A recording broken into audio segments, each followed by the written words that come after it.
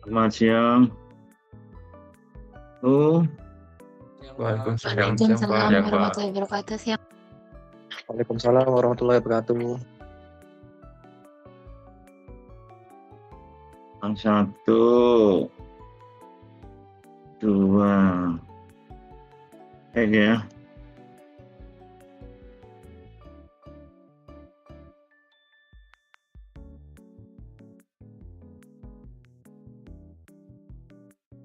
Ini yang join 53 ya.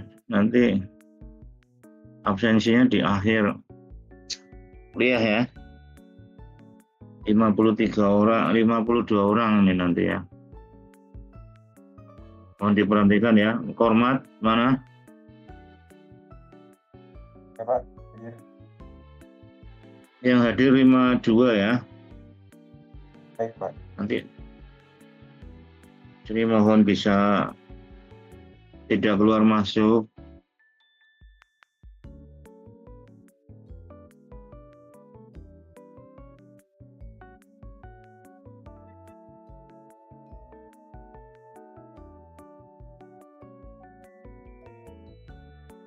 Ya kelihatan belum ya ini?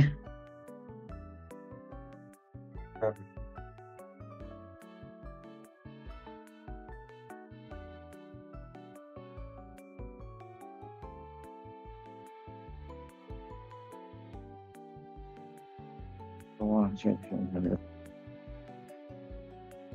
Ya, jadi materi hari ini menjadi penting karena apa? Ini jadi bahan untuk mengerjakan tugas kelompok ya. Sesuai dengan tema tugas besar. Nanti setiap kelompok akan buat rencana pembiayaan pembangunan infrastruktur.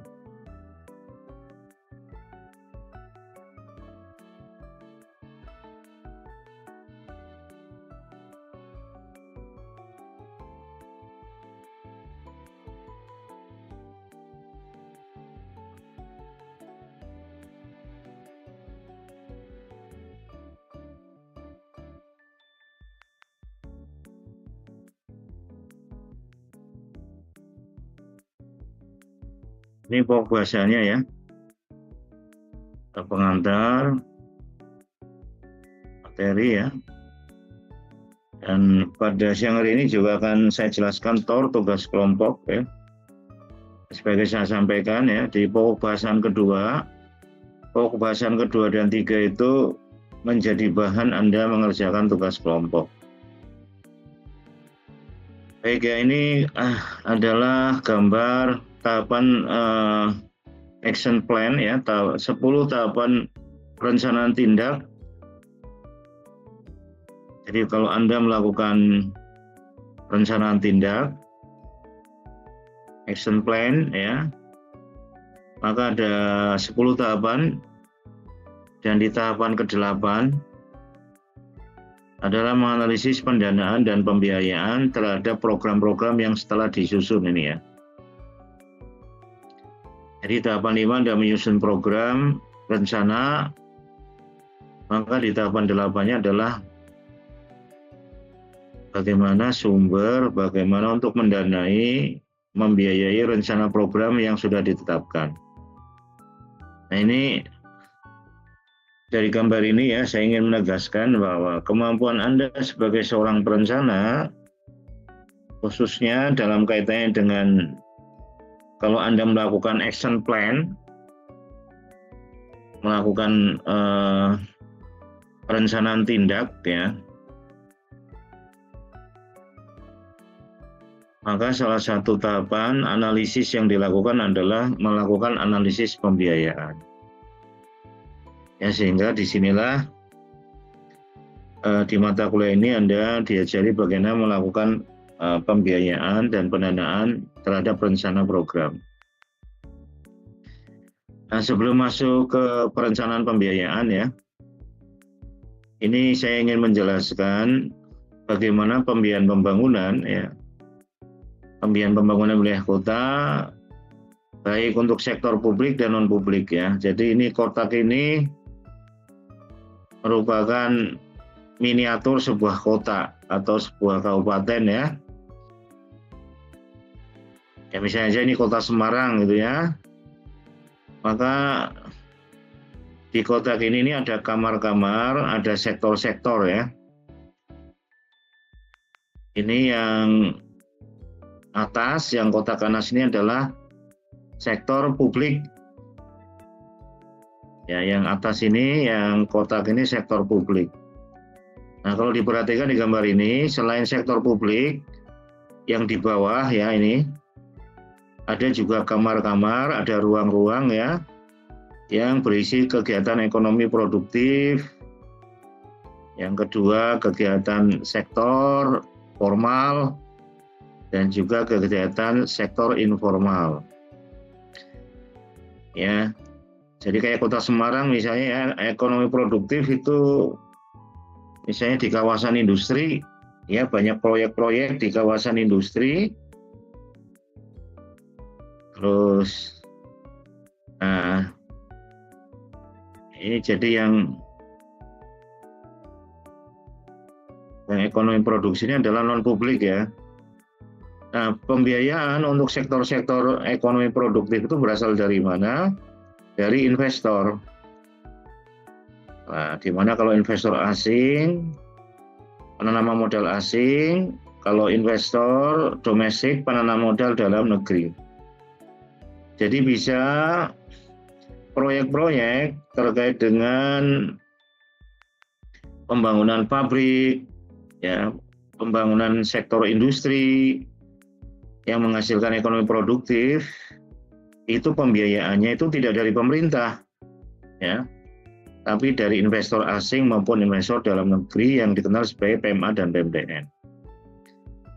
Contoh yang lain ya, misalnya di Kota Semarang ini juga berkembang sektor informal. Ya, sektor informal itu ya banyak pedagang kaki lima. Ya, di wilayah Tembalang aja banyak sektor informal. Ya, ada pedagang buah, pedagang nasi gerobak, pedagang bakso gerobak, ya, tenda-tenda penyetan, dan juga sektor-sektor ekonomi lain ya yang sifatnya informal. Nah, sektor informal ini ya di dalam suatu wilayah dan kota pembiayanya dari mana? Dari remittance, kiriman dari uang. Jadi mas-mas yang jualan ya di pinggir jalan itu pembiayaannya uangnya dari mana untuk modal dia berusaha di sektor informal? Dari desa. Kiriman uang dari desa dibawa ke kota untuk kegiatan usaha di sektor informal. Ya, ini 1, 2, 3 ini adalah untuk sektor non publik. Ya, ini sektor non publik itu 1, 2, 3. Tapi untuk bagaimana yang sektor publik ini yang atas? Yang sektor publik, ya kayak apa? Proyek-proyek pembangunan taman, jembatan, jalan raya, pengendalian banjir, drainase dan sebagainya. Sumber pembiayanya dari mana ini ya? Dari local revenue, ya, yang ada pendapatan daerah, pajak daerah, retribusi daerah dan sebagainya. Ya, terus ini yang ini kelompok dari pinjaman, utang atau obligasi, dan juga ada public partnership ya, PPP ya, ada BOT, Build Operate Transfer dan seterusnya, dan juga ada transfer dari pemerintah melalui misalnya DAU, BAK dan seterusnya. Ya, jadi saya ingin menegaskan bahwa suatu wilayah dan kota ini, yang kotak ini kayak Kota Semarang, di mana di suatu wilayah kota itu banyak ruang-ruang yang berisi baik kegiatan yang publik, yang atas, maupun yang non-publik. Yang non-publik itu seperti ekonomi produktif, dan sektor informal dan formal. Sementara yang sektor publik itu yang public space ya ini. Nah, masing-masing ruang ini di public sector dan non-publik itu pembiayaannya itu berbeda satu sama lain ya. Di ekonomi produktif pembiayaan itu dari investor, ya PMA PMDN. Di sektor informal, pembiayaan contohnya dari remittance ya. Ya mas-mas yang jualan di pakai gerobak ya, itu untuk membiayai usahanya, untuk modalnya itu dari mana? Biasanya kiriman dari desa. Bawa uang dari desa dibawa kota untuk melakukan kegiatan sektor informal. Demikian juga untuk formal ya, untuk sektor formal ini juga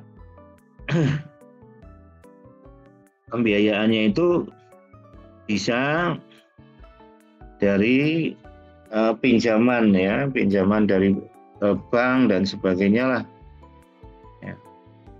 1, 2, 3 itu non publik, masing-masing sumber biayanya beda.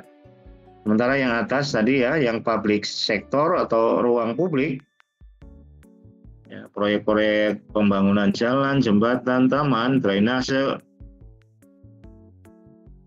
pengendalian banjir dan lain-lainnya itu pembiayaannya itu dari PAD, pendapatan asli daerah, ya dari pinjaman dan obligasi, dari PPP dan dari dana transfer dari pemerintah pusat seperti DAU dan DA. Nah, bicara pembiayaan pembangunan untuk sektor publik ya, kita sekarang fokus yang di atas. Pembiayaan pembangunan untuk sektor publik yang untuk membangun jalan, jembatan, drainase, bendungan, pengendalian dan banyak sebagainya itu seringnya tidak mencukupi.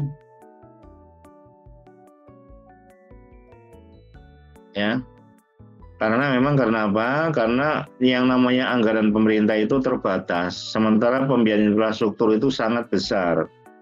Ya, sebagai contoh ini ya, sudah saya sampaikan, APBD itu hanya bisa mengcover 1/3 dari kebutuhan. Saya contohkan ya, LRT ya, kayak Kota Semarang, LRT dengan biaya sekitar 16 triliun, sementara APBD-nya Kota Semarang ya cuma 5 triliun. Bangun LRT 16, APBD-nya 5 triliun, memang hanya bisa mengcover 1/3 ini. 1/3. Jadi anggaran pemerintah itu sangat terbatas, sementara infrastruktur itu kebutuhannya itu sangat besar investasinya. Nah, untuk itulah perlu ada pembiayaan pembangunan ya, bagaimana melakukan perencanaan pembiayaan pembangunan agar kebutuhan infrastruktur, rencana pembangunan infrastruktur itu bisa dibiayai, tentunya dibiayai dari non APBD ya. Nah, itulah yang akan kita bahas di dalam perencanaan pembiayaan pembangunan infrastruktur. Nah, bicara pembiayaan infrastruktur ya, ini tahapan utamanya ini ada yang ini ya. Di dalam perencanaannya itu ada 3 ini. Ini 1 ini ya, 1. Yang di kotak ini adalah perencanaan pembiayaan infrastruktur. 1, 2, dan 3. 3 tahapan pokok. Ya. Nah, di dalam perencanaan pembiayaan ya ini yang di kotak ini terkait dengan yang sifatnya upstream ya dan downstream. Nah, maksudnya apa? Misalnya di tahapan pertama ya, what does the city need? Ya, ini aspek perencana. Apa kebutuhan infrastruktur, infrastructure investment prioritization, atau what does the city need? Infrastruktur apa yang dibutuhkan itu sangat berhubungan dengan upstream, di mana upstream yang dimaksud di sini adalah city development plan, rencana pembangunan kota tersebut. Ya, kalau di kita ya rencana pembangunan itu ya RPJMD. Di mana RPJMD itu isinya visi, ya, misi dan seterusnya. Jadi masing-masing kota kabupaten di Indonesia punya RPJMD, punya visi misi yang berbeda-beda. Maka what does the city need? Kebutuhan infrastrukturnya juga berbeda. Jadi misalnya suatu kota kabupaten yang ingin menjadi visi misinya ingin jadi kota wisata. Ada pingin kota perdagangan dan jasa kayak Semarang. Ada yang pingin menjadi sentra pertanian. Ya. Ada yang pingin jadi sektor industri. Ya. Jadi kota yang ingin jadi kota wisata tentu infrastrukturnya itu akan berbeda ya dengan kota pertanian, dengan kota yang ingin menjadi kota industri, dengan kota yang ingin menjadi kota perdagangan dan jasa itu infrastrukturnya itu berbeda.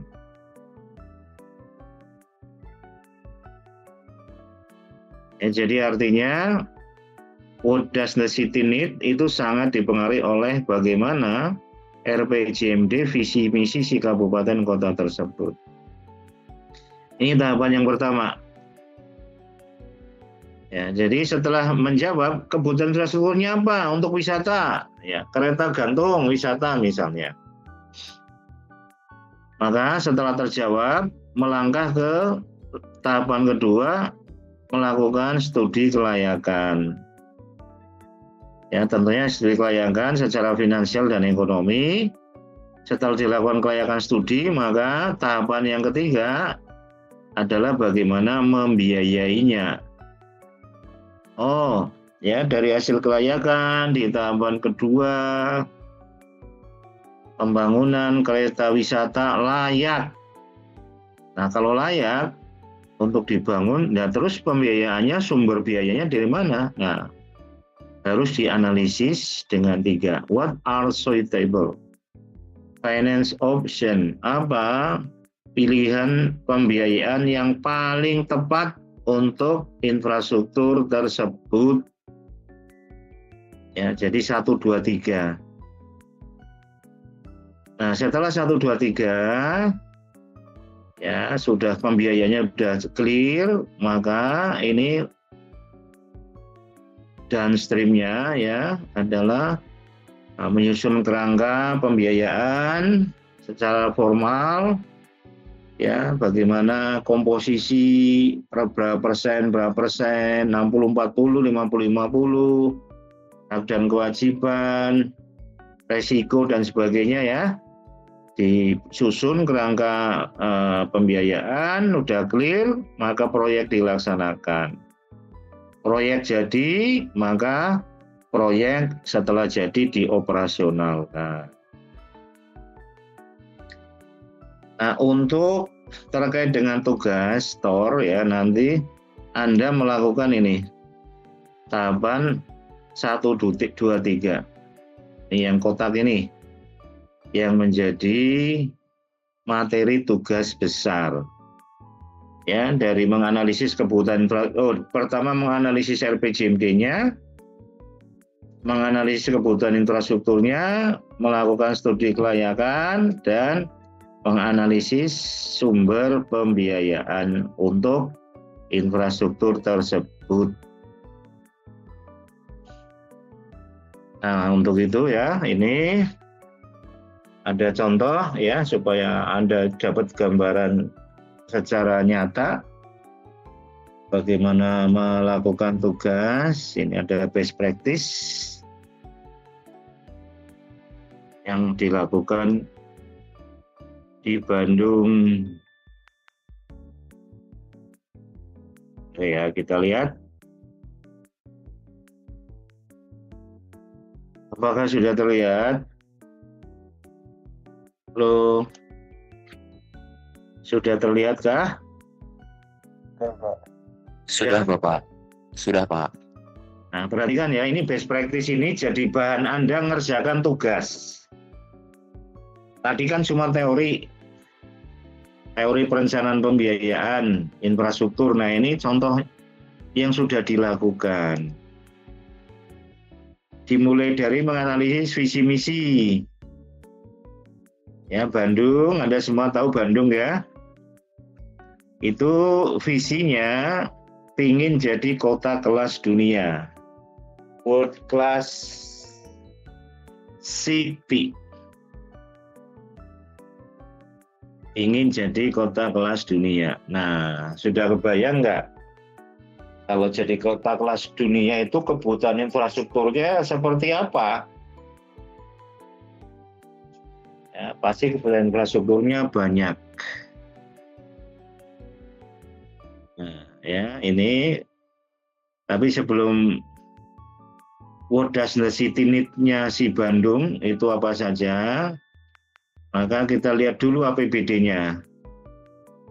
Nah, APBD Bandung cuma 5 triliun. Ingin jadi kota kelas dunia, punya APBD 5 triliun. Nah, padahal what does the city need, ya, tahapan pertamanya, what does the city need-nya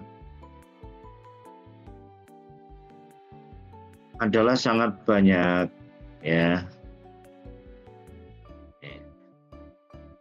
Apa kebutuhan infrastruktur yang untuk mendukung pencapaian Bandung menjadi kota kelas dunia? Nah, ini.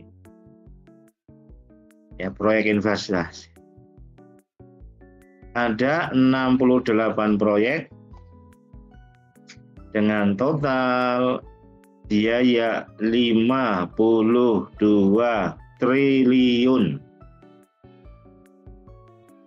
Padahal ingat tadi APBD-nya cuma 5 triliun, kebutuhan biaya infrastrukturnya 52 triliun. Nah, secara lebih rinci, ada 16 kelompok infrastruktur dan masing-masing kelompok ini ada proyek ya. Ini proyeknya 68.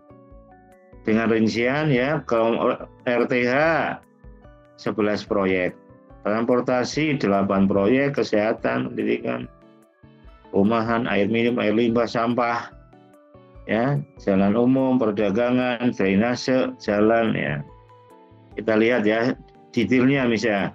RTH proyeknya 11. Apa proyek infrastrukturnya? Nah, taman, pembangunan taman ya, taman-taman tematik, taman RW, taman pulau.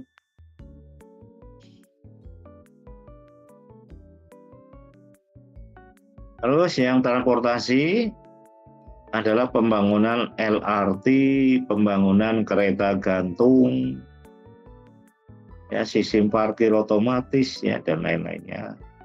Kesehatan, rumah sakit berstandar internasional ya, namanya juga kota kelas dunia, maka rumah sakitnya ya standar internasional ya.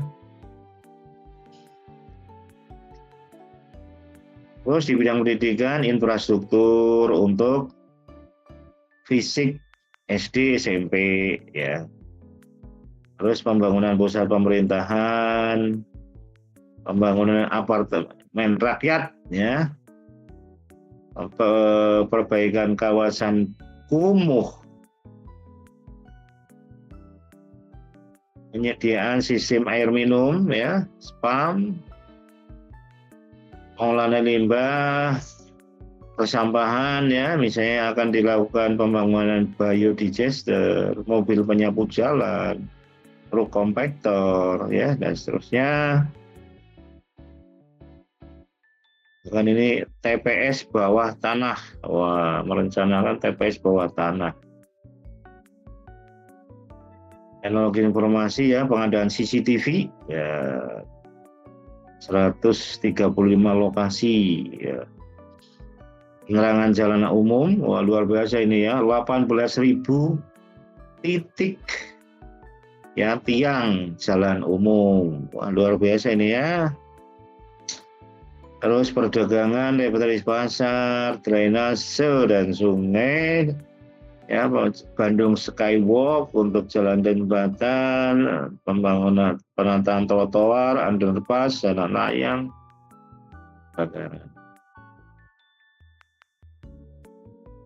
Ya, jadi ini tadi ya rekapnya 68 proyek, 16 kelompok ya dengan total 52 triliun. Berarti ada kekurangan 47 triliun ya, karena apa? APBD-nya cuma 5 triliun. Kebutuhan infrastrukturnya 52 triliun. Terus bagaimana untuk mengatasinya? Nah, inilah inovasi mencari pembiayaan non APBD. Dari mana? Dari 5 sumber. Satu dari investasi swasta ya, melalui skim B2B, business to business. Investasi pemerintah, government to business or government to government, PPP. Investasi sosial seperti grant dan CSR, dan utang dan obligasi, loans and municipal bonds ya, utang dan obligasi daerah. Nah, 5 sumber inilah yang dijadikan sumber pembiayaan di luar APBD. Cuma dari 5 sumber ini kapan ya CSR digunakan untuk infrastruktur yang kayak apa? Utang untuk infrastruktur apa ya? Tadi misalnya taman, apakah taman dengan PPP pembiayaannya atau investasi swasta? LRT, apakah pakai CSR? Apakah pakai utang? Nah, untuk mengatasi pertanyaan tadi ya, maka si Kota Bandung ini bikin kerangka solusi generik untuk menempatkan ya kayak semacam bikin kamar-kamar untuk 5 tadi. 5 sumber ini, di 5 sumber pembiayaan di luar APBD ya, dibikin kamar-kamar ya. Ini kan 5 tadi, 1, 2, 3, 4, 5. Ini kamar untuk ya sumber yang dari hibah, ini kamar untuk pinjaman obligasi, ini investasi swasta, ini PPP ya, kerjasama pemerintah badan swasta. Nah, mengapa kamar-kamarnya beda ini? Ya, kalau kita lihat nih kayak membentuk 4 kuadran ya. 4 kuadran. Intinya pokoknya kanan, kiri, secara mendatar, atas, bawah.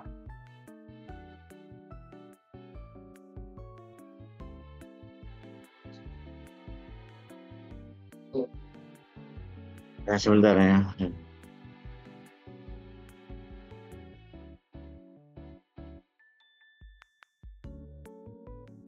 Ya, sebentar ya.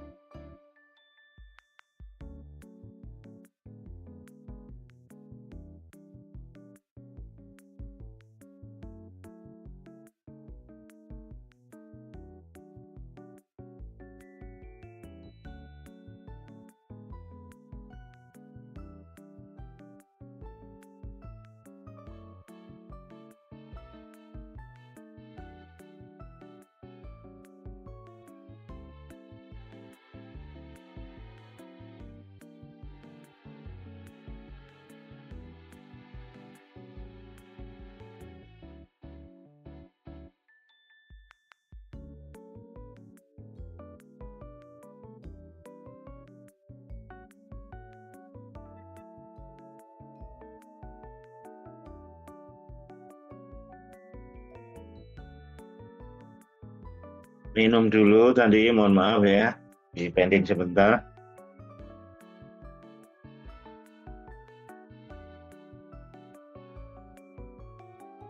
Oke, halo? Halo? Pak. Terlihat? Sudah terlihat ya? Nanti tiap kelompok bikin kayak gini. Apakah sudah terlihat? Sudah, Pak. Sudah, Pak. Suara? Ya, oke ya, baik ya. Lanjut ya. Nanti Anda bikin ini. Salah satu tugasnya Anda bikin kayak gini nanti. Baik, perhatikan ya. Jadi, 5 itu masing-masing punya kamar. Ya, untuk bikin kamar istilahnya ya, maka sumbu mendatar perhatikan. Jika suatu proyek infrastruktur itu, ya ini kan sumbu mendatar. Kalau ke kanan berarti dia kelayakan finansialnya tinggi. Jadi sifatnya komersial, kelayakan secara komersial finansialnya tinggi. Mempunyai nilai komersial, barangnya bisa dijual beli gitu, komersil ya. Bisa ada dijual beli barangnya. Tapi kalau semakin ke kiri, ini kan kotak kan, kotak itu ada semakin ke kanan semakin ke kiri, tapi nanti juga ada yang tengah ya. Nah semakin ke kiri sebaliknya, kelayakan ekonominya tinggi atau manfaat sosialnya tinggi. Atau bisa dikatakan berarti tidak komersil, tidak bisa dijual belikan. Itu ya, kanan kiri. Nah, sementara yang sumbu tegak, kebutuhan biayanya. Ya kan, setiap proyek kan taman dengan LRT kan biayanya beda. Taman paling berapa miliar, tapi LRT sampai triliun. Nah, Kota Bandung itu bikin yang sumbu tegak itu, kebutuhan biayanya itu dari low, rendah, medium, and high. Ya, jadi semakin ke bawah semakin rendah biayanya, semakin ke atas semakin besar. Nah, kalau dari sini membaca kerangka ini bagaimana? Maka untuk ya sumber yang dari hibah bantuan itu adalah untuk nanti proyek infrastruktur yang manfaat sosialnya tinggi, kelayakan ekonominya tinggi atau tidak komersial, ya kan? Dia mentok di kiri. Dan biayanya rendah. Makanya ini hibah bantuan itu ditaruh di sebelah kiri, bawah.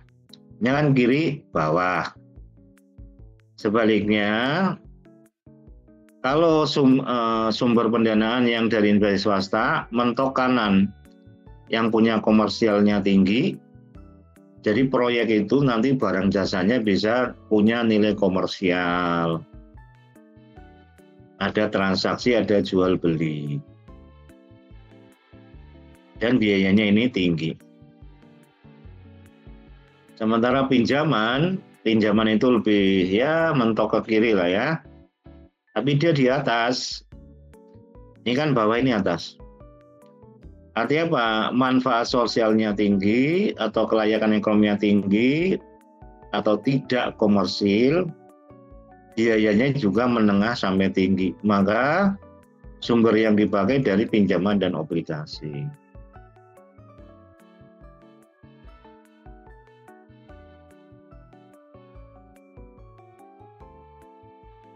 Nah, terus ada yang di tengah ini. Yang di tengah berarti apa? Yang di tengah ini kelayakan ekonomi ya. Dia yang tengah itu berarti memang dia bersifat komersil ya. Manfaat sosial masyarakat iya. Dia berada di tengah-tengah. Maka sumber pembiayaannya pakai PPP, kerjasama pemerintah swasta. Kalau istilah di peraturan Indonesia itu kerjasama pemerintah badan usaha. disingkat KPBU. Itu sama dengan PPP kalau dalam bahasa Inggris. Nah, masing-masing sudah punya kamar. Persoalannya itu yang belum jelas adalah kebutuhan pembiayaan yang rendah itu berapa sih? Yang sedang tinggi itu berapa? Nah, selanjutnya pemerintah Bandung itu bikin investment size, di mana patokannya 50 M. Jika suatu proyek kurang dari 50 M, biayanya low. Lebih dari 56, medium sampai high. Gitu. Maka kamar-kamar udah jelas ya. Menggunakan investasi swasta jika ya kalau yang low dan medium high ya. Dan yang sifatnya komersil. Yang sifatnya sangat komersil atau kelayakan ekonominya, kelayakan komersialnya sangat tinggi. Investasi swasta ya ini. Ya, terus PPP, nah ini dia komersil juga, manfaat sosial juga iya. CSR, nah ini CSR secara tegas adalah untuk proyek-proyek yang sifatnya kurang dari 50 M ya atau yang rendah. Dia sifatnya secara tegas non komersial. Jadi tidak bisa dijual belikan. Demikian juga untuk pinjaman ya non komersial tutur lebet financial IMF. Nah, jadi dari kerangka dan juga tabel yang sudah dibuat inilah maka Bandung, Kota Bandung itu bisa memasukkan sumber-sumber yang paling tepat untuk setiap proyek. Ya kan ada 68 proyek. Masing-masing itu dibiayai dengan yang paling tepat. Contoh ya, taman. Dia 20 miliar. Berarti low. Dan taman ya proyek taman, kalau taman sudah jadi maka tidak bisa dikomersialkan. Orang masuk taman itu kan gratis, berarti lebih sifatnya manfaat sosial ya, tidak ada nilai komersialnya. Maka skemanya CSR. Ya, kembali lagi nih. Ya, jadi kembali lagi kepada ini ya. Rangka taman tadi 50 miliar. Low dan lebih mempunyai sifat manfaat sosial, kelayakan ekonominya tinggi, maka yang dipakai CSR. Ya. Ini contoh. Yang berikutnya ya, ada 68 proyek ya. Kita contohkan yang lain. Contohnya LRT. LRT ini di sini oleh pemerintah Bandung KPBU atau PPP. Mengapa? Karena proyeknya 2 triliun. LRT 2 triliun. 2 triliun berarti masuknya medium and high. Mengapa? Ya karena kan lebih dari 50 miliar. Batasannya kan tadi 50. Kalau kurang berarti low, kalau lebih medium and high. Maka di atas medium and high ya, medium and high. Ya, mengapa pakai PPP? Karena LRT dia di tengah-tengah ini, komersial ya, manfaat sosial ya. Kok bisa? LRT komersial. Ada komersialnya ya. Ada transaksi iya. Ya, orang naik LRT kan harus bayar. Harus pakai karcis. Maka ada nilai komersial, dia di tengah. Tapi juga dia ada manfaat sosial, iya juga. Ya, pembangunan LRT manfaat sosialnya mengurangi kemacetan, mengurangi polusi, mengurangi kecelakaan, ya, meningkatkan mobilitas, meningkatkan kegiatan ekonomi, akhirnya meningkatkan pertumbuhan ekonomi. Jadi ada manfaat sosialnya pembangunan LRT, ya. Tapi juga ada nilai komersial, maka ditaruh di tengah. Jadi makanya skemnya adalah PPP, ya, kerjasama pemerintah dan swasta atau badan usaha. Ya. Kalau kita lihat di sini ya, skemanya untuk LRT ya pakai KPBU. Demikian juga kereta gantung KPBU, ya. Dan seterusnya, ini ada pola-polanya ya. Pemerintahan, ya. Spam. Ya, ingat air minum komersial ya ada.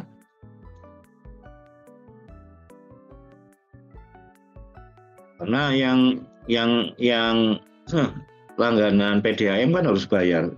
Tapi ada manfaat sosial, ada. Meningkatnya kesehatan masyarakat, terus nanti meningkatnya produktivitas, meningkatnya kegiatan ekonomi, meningkatnya pertumbuhan ekonomi. Jadi makanya pakai skema KPBU dan seterusnya, ya, dan seterusnya sampai 68 proyek. Itu yang dilakukan di Bandung. Anda nanti bikin kayak gitu nanti. Ya, makanya ini saya jelaskan tutornya ya, langsung saja nih biar cepat.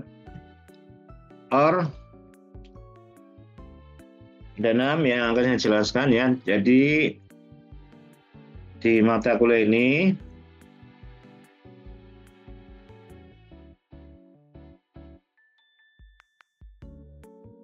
setiap kelompok mengerjakan tema 1 dan 2. Jadi tugas besar ini ada tema 1 dan tema 2. Semua dikerjakan. Ya. Semua dikerjakan baik tema 1 maupun tema 2 untuk masing-masing kelompok, ya. Terus nanti pelaporannya dan seterusnya lah kita lihat ya. Jadi tema 1 basisnya RPJMD. Anda cari dokumen nanti ya sesuai pembagian wilayah studi masing-masing. Anda cari RPJMD kabupaten kota sesuai wilayah studi. Habis itu Anda review. Ya, ini di sini ini. Nomor 1 kan di sini nih. Ya. City Development Plan-nya Anda review. Kalau di kita kan RPJMD di review, isi visi misinya apa? Ya, tujuan sasarannya ya, pokoknya seperti itu. Di tahapan kedua, what does the city need? Apa kebutuhan infrastruktur untuk mendukung pencapaian visi misi dari kabupaten kota wilayah studi Anda? Tadi kayak Bandung ya. Bandung kan world class city, kota kelas dunia. Ya, maka kebutuhan infrastrukturnya seperti itu. Nah ini ya, what does the city need ya. Ini karena untuk keperluan latihan. Setiap kelompok itu nanti cukup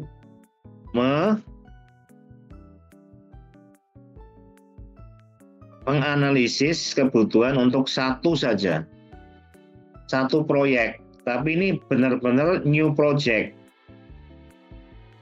Yang belum ada di dokumen RPJMD. Jadi kan Anda planner, Anda latihan. Kalau ada visi misi kabupaten kota seperti ini, maka infrastruktur apa yang bisa untuk mewujudkan visi misinya si kabupaten kota itu. Dan infrastruktur ini infrastruktur yang skala besar. Jadi misalnya jangan sampai ya, nanti setiap analisis ini ya, review nanti dimasukkan ke laporan, kebutuhan infrastruktur dimasukin ke laporan. Jangan sampai Anda di nomor 2 itu misalnya apa? Ya, infrastruktur yang remeh-temeh, mohon maaf ya, misalnya pavingisasi.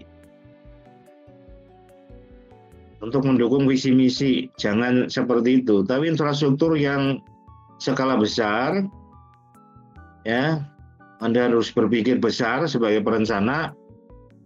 Infrastruktur besar apa yang mampu mendukung pencapaian visi misi kabupaten kota tersebut. Kereta gantung misalnya untuk mendukung, misalnya dia ingin mengembangkan wisatanya, gitu ya. Dan seterusnya lah, pokoknya yang wow istilahnya ya, infrastruktur yang ajib, yang signifikan untuk mendukung. Setelah itu nomor 3, setelah Anda menemukan satu proyek, merencanakan satu proyek, Anda melakukan analisis kelayakan, baik secara ekonomi maupun finansial. Dan yang terakhir, menyusun sumber pembiayaan sebagaimana yang dilakukan di Kota Bandung, ya, seperti itu. Ya ini. Nah, seperti ini, Anda lihat contoh di Bandung. Nah, jadi ini infrastruktur yang wow gitulah ya. Yang pokoknya yang jangan remeh-temeh ya, infrastruktur yang benar-benar berdampak signifikan bagi pencapaian visi misi ya. Waterfront, ada apalah silakan monggo ya.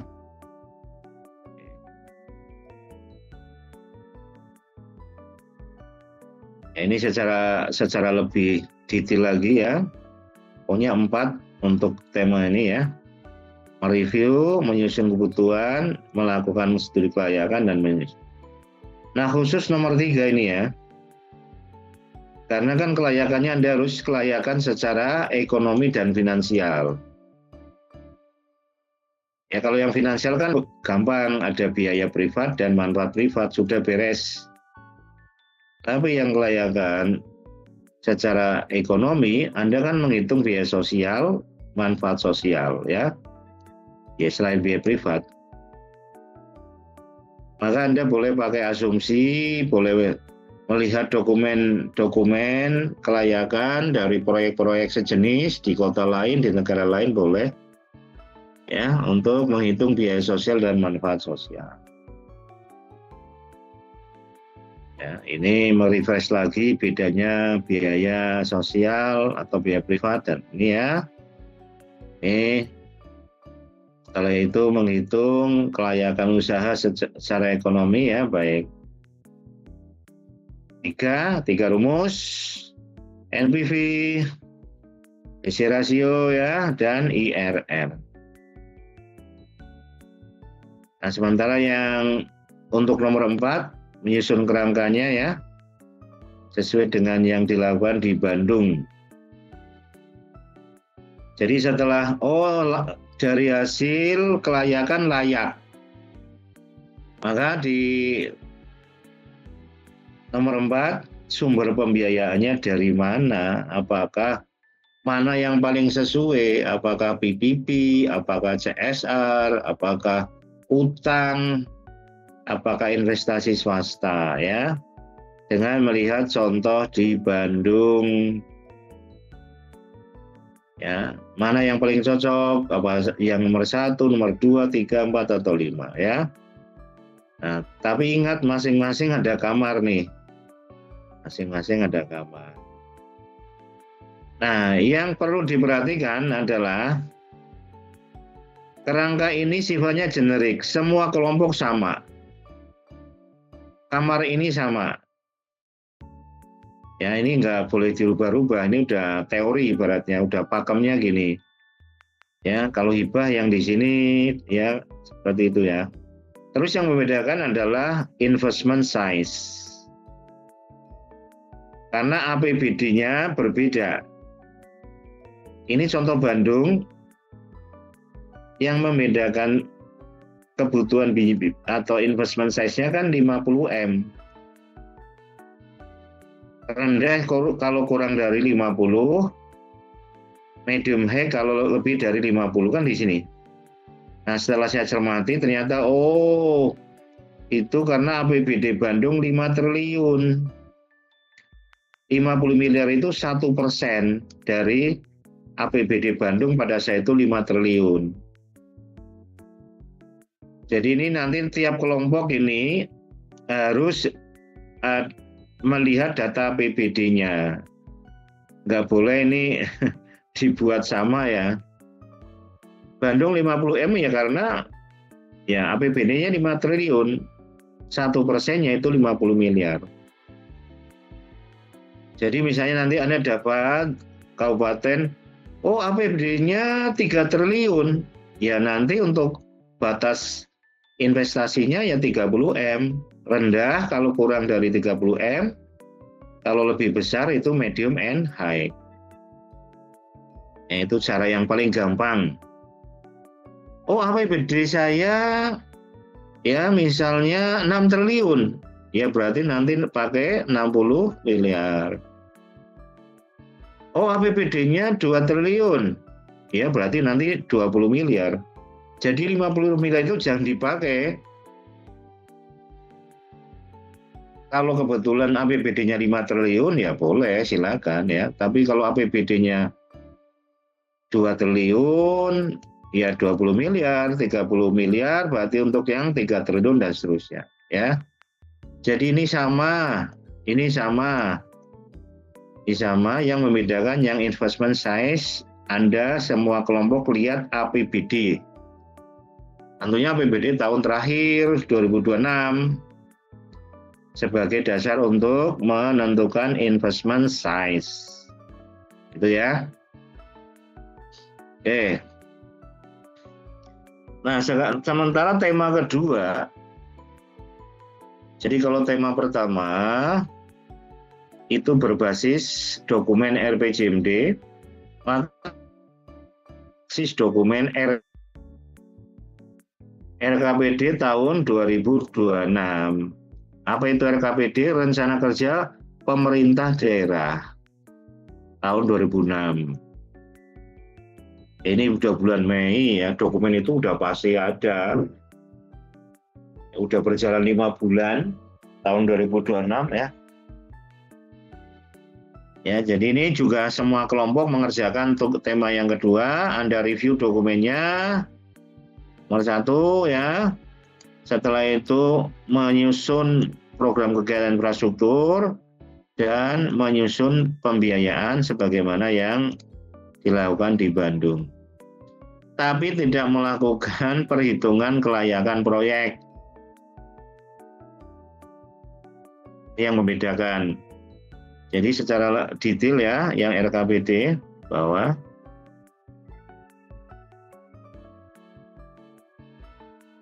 langkah-langkahnya cari dokumen RKPD tahun ya sesuai wilayah studi.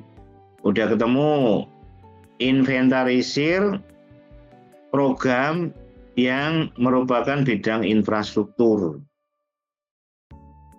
RKPD itu merupakan dokumen yang berisi program kegiatan semua SKPD, semua dinas. Ya, maka Anda untuk infrastruktur itu biasanya dinasnya dinas PU. Maka Anda cari halaman ya, karena buku RKPD itu biasanya jumlah halamannya ribuan. Karena isinya program kegiatan semua dinas. Ya, maka cari yang urusan pekerjaan umum. Ya karena sekarang itu penamaannya itu masing-masing ya. Ada yang pekerjaan umum dan penataan ruang dan sebagainya lah ya. Dan jangan sampai memasukkan ya Anda mencari infrastruktur yang administratif ya ini misalnya. Jangan. Ini bukan infrastruktur. Penyusunan dokumen perencanaan ini juga bukan infrastruktur. Jangan. Anda cari yang betul-betul infrastruktur. Jumlah stasiun pompa banjir, ya, jumlah apa ini juga rumah pompa ya. Jadi Anda harus dicermati ya, benar-benar yang program kegiatan infrastruktur ya. Nah, ini jembatan gorong-gorong. Nah, tugas Anda mencari sumber pembiayaan sama. Mana yang paling cocok? Apakah nomor 1, 2, 3, 4, dan 5? Ya, jadi Anda inventarisir ya, dan ini juga sama, ingat ya, sesuai APBD investment size-nya. Nah, Anda nanti tinggal melengkapinya. Jadi ini pembiayaan alternatifnya ini. Ya, ini kan kalau kayak CSR hibah ini kan nggak ada kata-kata APBD. Intinya Anda mencari sumber pembiayaan non APBD. Misalnya ini yang di Bandung, Taman CSR. Ya, contoh-contohnya seperti itu. Jadi Anda nanti bikin kolom. Ya. Jadi kalau di RKPD sumbernya itu kalau nggak APBD, APBN. Ya, itu kolom itu kita berikan, Anda bikin kolom sendiri sumber pembiayaan alternatif di luar APBD, APBN. Alternatif itu yang 5, sebagaimana yang di Bandung. Cuma harus kapan menggunakan PPP, kapan menggunakan pinjaman, CSR, ya harus sesuai dengan kamarnya masing-masing. Sesuai dengan ini ya. Jadi kan Anda bisa membayangkan drainase apa ya? Lebih kuat ke manfaat sosial atau komersial atau di tengah? Drainase bisa dikomersialkan enggak? Oh kayaknya lebih ke ini ya, berarti sini. Tinggal biayanya apa? Rendah atau besar? Oh biayanya besar ya, pinjaman dan obligasi. Itulah ya. Ini kelompok A berarti kabupaten kota di Jawa Tengah. Nanti mohon hormat ya, membagi kelas. 1 kelompok 7 mahasiswa ya. Mohon nanti segera disetor nama kelompok dan wilayah studinya.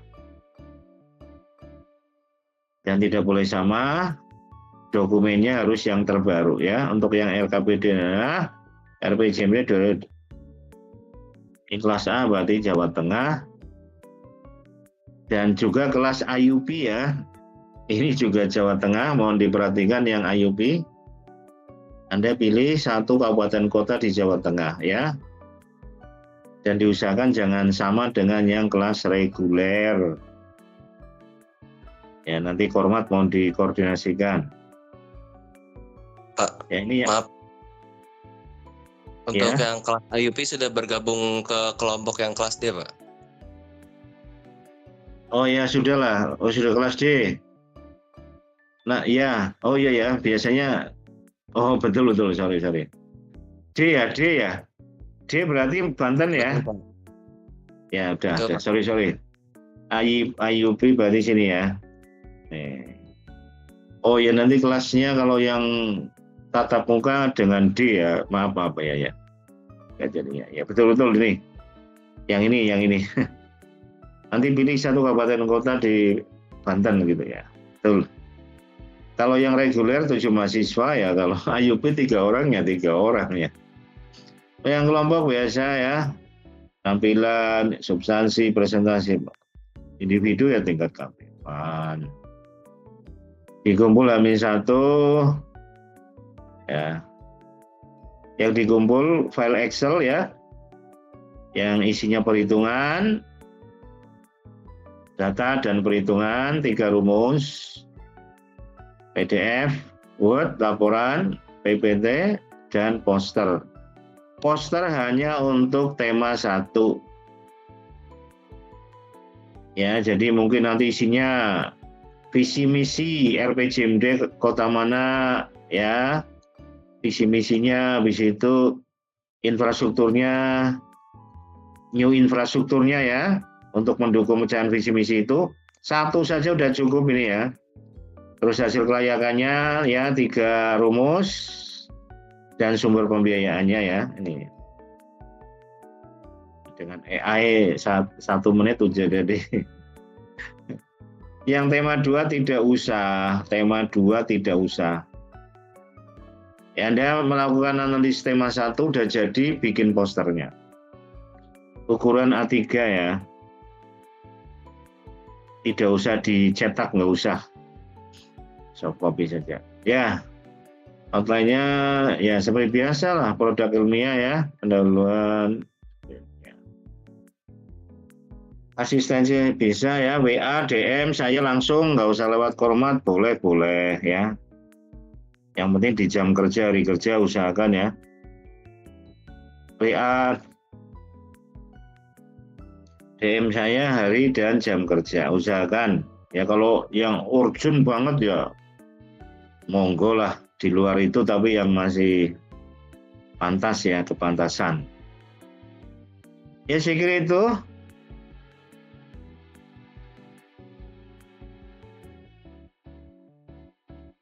Putri, dia ada pertanyaan? Tidak ada, Pak. Tidak ada. Afidatun Nurul Nikmah. Ada pertanyaan? Tidak ada, Pak. Ya. Yang lainnya? Enggak ada?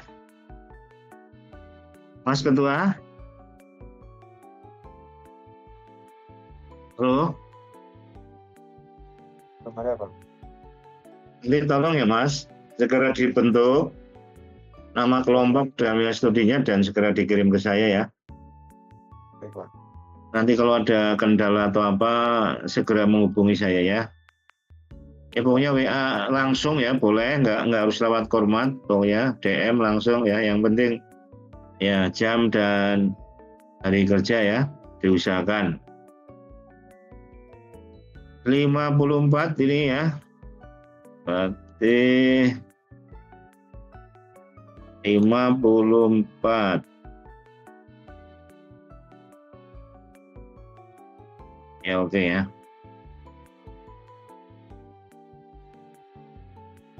Baik, dengan demikian ini nanti saya share lewat format aja ya. Absen, baik yang reguler maupun AYP. Ya, terima kasih sekali sudah bergabung kelas online. Dan mohon maaf kalau ada kekurangan kesalahan dan saya tutup dengan ucapan Assalamualaikum warahmatullahi wabarakatuh. Untuk file nanti saya share lewat format setelah ini, tidak usah khawatir. Oke. Waalaikumsalam warahmatullahi Saya